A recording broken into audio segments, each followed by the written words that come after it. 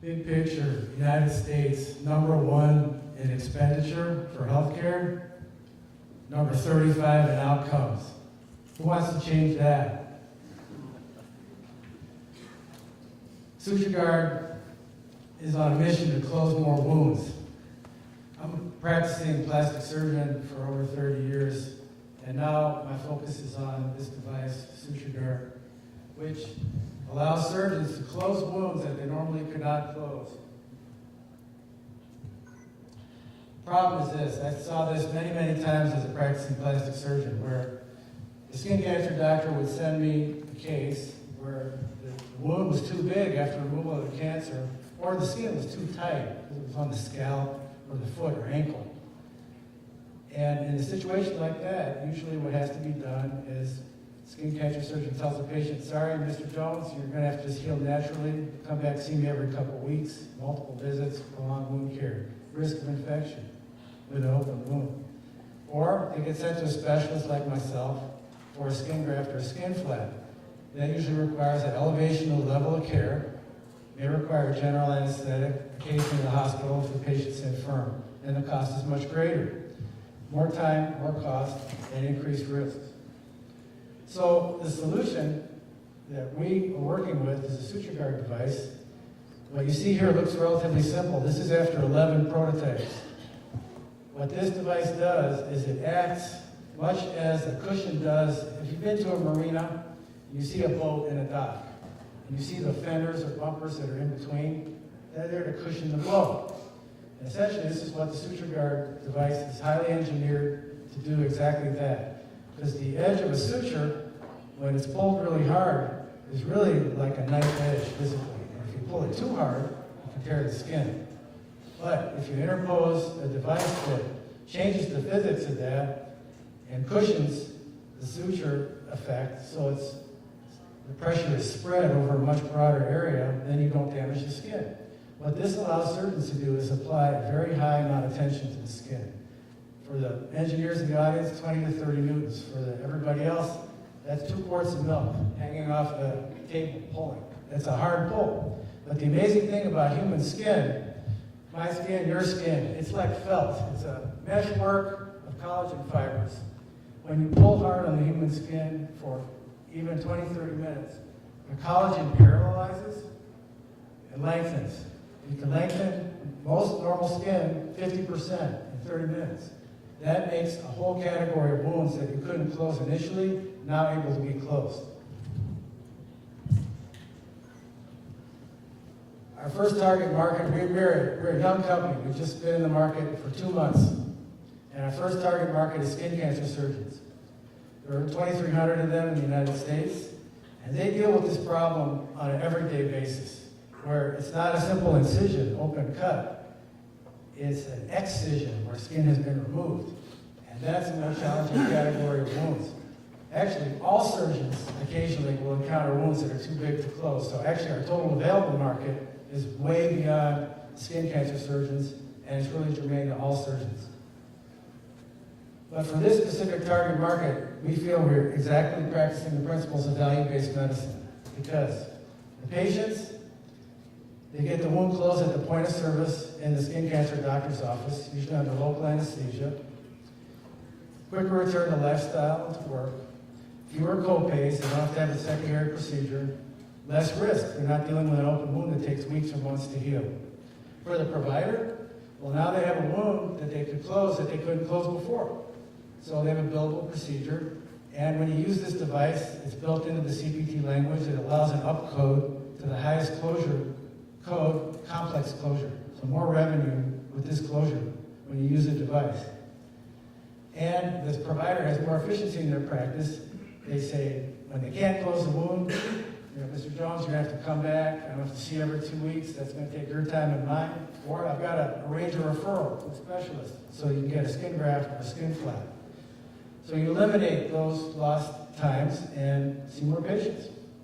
For the payer, the insurance companies love this because every patient you can direct from needing a skin graft or a flap to a simple closure in the office, you're saving them $5,000 a case on the average. And when you think about 5 million skin cancers being treated in the United States annually, it's a pretty big total, a pretty big market just in the skin cancer category. We have our key patent issued. We have 7 more filings, including international filings. We are registered with the FDA as a Class 1 device. With our recent introduction, we have 30 users. We went to a trade show, and half the people that listened to our message bought the device. 30% of them have reordered. This is a very early data set, but we're told these are very encouraging numbers. We have publications for our preclinical data and for our patient experience. And we were just awarded a grant from Business Oregon for $100,000 to explore the larger market opportunity. We're giving free devices to orthopedic surgeons, trauma surgeons, ENT, OB-GYN, because all doctors run into this problem from time to time. And our orthopedists come up with novel indications for the use of the device. Because of the bridge construct, the way it's arched, it allows this kind of a weld. I don't know if you can see me, but this, where the skin is pushed up. And that heals better than a simple straight across. Especially when it's a hardware case, like a hip replacement or spine hardware. My spine surgeon friend said, I'm putting these on all my T-spines, right in between your shoulder blades, a lot of tension. Any wound disruption can lead to exposure to the hardware and a crucial site infection. So we want to take a big bite out of that and reduce risk in surgery as well. This is a tool, and surgeons, we're tool-making creatures with opposable thumbs. Figure out how to use things in creative ways. Revenue projections are based on market penetration into the skin cancer market and then broadening the market into the total surgical market, including all subspecialties. Cost of goods goes down as we increase volume. There are competitors in the marketplace, but they're not scaled for skin cancer wounds. They're designed for much bigger traumatic wounds like open abdomen or big orthopedic injuries where there's massive amount of tissue loss. And they're more complex to use and have a higher, more difficult learning curve and are a little more traumatic. When I talk to 1099s that sell these devices, they talk about a fiddle factor, where there's a higher learning curve, more experience necessary to deploy these other devices. Our device, anybody that can throw a suture can use our device and just thread it on to an existing stitch and use it to help stretch the skin optimally and make a wound more closable. The next slide, I'll apologize. I'm a surgeon. I'm going to show a couple wounds, so if I upset your stomach. This is where the rubber meets the road. So this lady had a skin cancer. Some skin cancers grow underneath the skin, and this one went down to the skull. You can't put a skin graft on this. That's like I would tell a patient, we can't lay sod on the sidewalk, ma'am. We have to do something different here. So usually we do a skin flap where we have to move a lot of skin over side to side. But in this case, this is a woman from a rural area. She was presented that option. She said, I really don't want to go to the hospital. And our dermatologist who was using the device said, is there any way you can try to close this? This was bigger than anything he tried to close. But he used 3 devices. And instead of taking 30 to 45 minutes, as usual it takes to stretch the skin, in this case it took 90 minutes. But he was able to execute, as you can see on your right, simple closure in a straight line. It was a huge achievement for her, and she's doing a video testimonial for us. But even a toe is a big problem. There's no loose skin on a toe. But if you can stretch the skin, 30 to 50%, you can close that wound. If you're not walking around with an open wound, we're trying to have your foot up for a week as a graft is hopefully taken there. Sorry, Doctor, can I interrupt for 1 second? Can you go back 1 slide? Sure can. Where is the device on those far right photos? The device has been removed. It's only used temporarily to stretch the skin optimally. And it might take somewhere between 30 minutes to 45 minutes typically to exercise that parallelization of the collagen and lengthen the skin. At that point, the device is removed, and you can use simple sutures or staples to close. Okay, got it. So the patient's not going home wearing Not going home wearing it. Okay. But they're all single-use sterile devices that once you use them. Single-use device, throw away after single use, correct. Our current iteration is not sterile because we sell to skin cancer surgeons who all have autoclaves in their office. So we have them autoclaved at the point of use, and we have instructions go through standard autoclave cycle.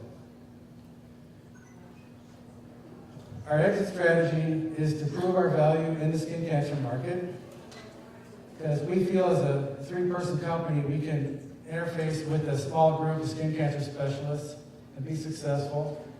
However, when we take the message out to 60,000 surgeons across the United States and beyond, we're going to need to partner with some big boots that cover all the territory in the operating room, hospital, ambulatory, office. We've hit a lot of our milestones already, and in 19 we're looking forward to expanding our sales, our marketing, finding out the exact pain points so we can do focused marketing to all the specialties, and develop strategic partnerships so that we can execute on that strategy. Our team, myself, obviously a clinical guy, but I've been working with the device community for over 2 decades and had one successful exit. Jen's an Entrepreneur of the Year in the state of Oregon, PhD RN. Bill's an engineer, skin cancer surgeon. Ryan worked for Medtronic for 6 years. His main job was to vet 300 companies a year for acquisition. So he's trying to groom us so our value is optimized so that we can be attractive to an acquiring partner. Our current ask is for a $500,000 raise. It's a straight equity raise. We've had 2 valuations done by external sources, one institutional, Oregon State University, and another by an angel group, an international angel group. I didn't have SUTUREGARD when I was practicing. I now retired from clinical practice. But I want your surgeon to have SUTUREGARD to help you. Thank you.